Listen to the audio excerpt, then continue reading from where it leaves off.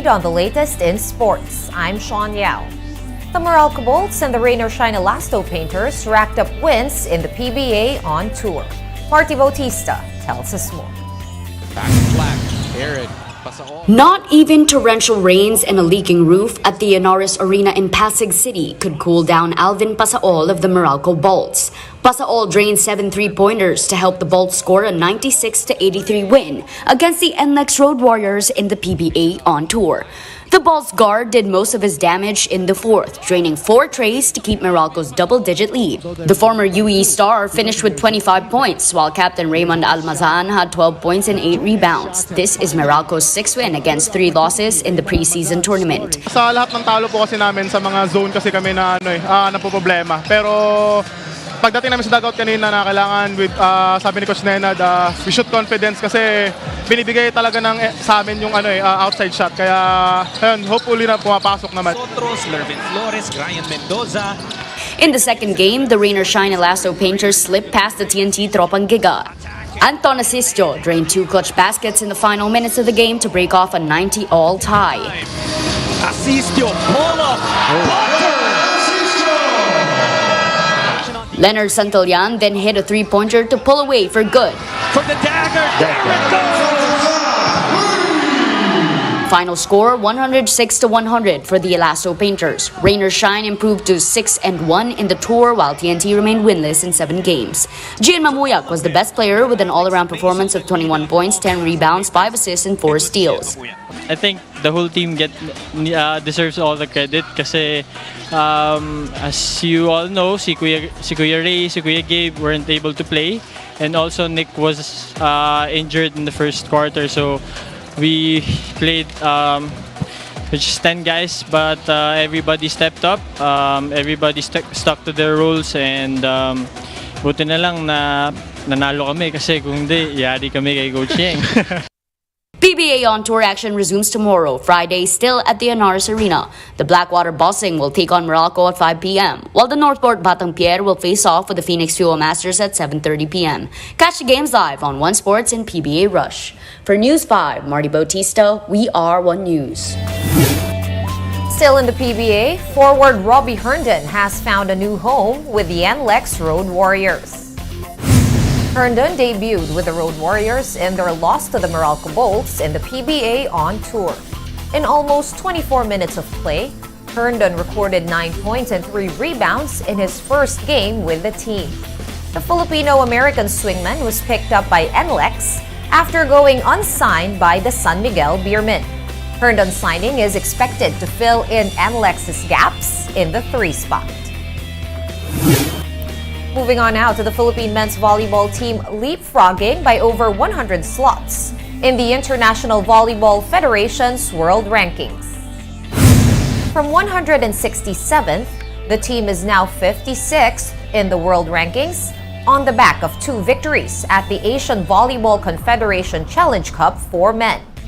The National Volleyball Federation touted this as the squad's most significant accomplishment. The PNVF was established as the National Federation for the sport just 3 years ago.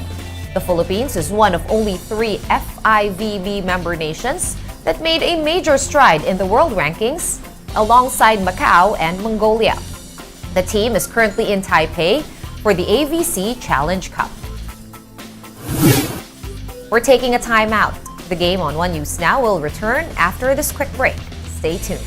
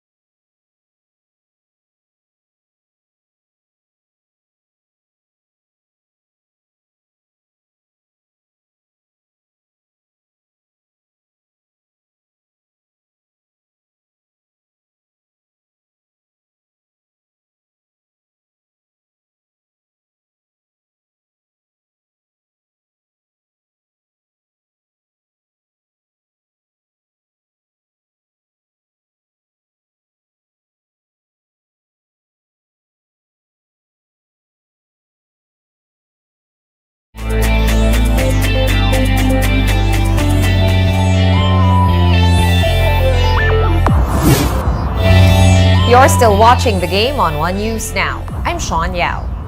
Fans are hyped for football legend Lionel Messi's first game for Inter Miami on July 21. Some of them flocked to the DRV PNK Stadium in Florida to welcome Messi to Miami. Part of that welcome is a mural in the art district of Wynwood, created by global artist Maximiliano Bañasco. Messi and Miami have agreed on the terms of the deal and are finalizing paperwork and visas. The 35-year-old football legend signed a 2.5-year deal worth $50 to $60 million a year, with an option to extend until 2026. Messi is looking to revive a Miami squad that is currently at the bottom of the standings. And gamers from around the world are taking part in Saudi Arabia's esports festival, which has a combined prize pool of $45 million spread out across 15 tournaments. More on that in this Reuters video.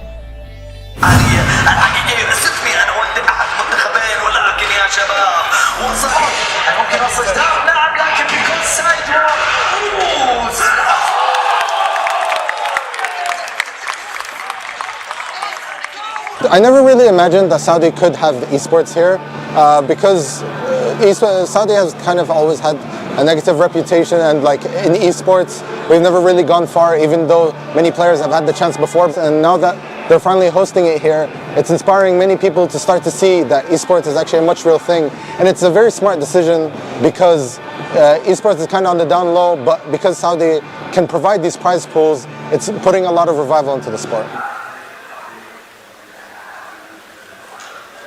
We have aspiration to move esports from a let's say a less known, less formal sport into something similar to what is football today, and that's what we aspire to.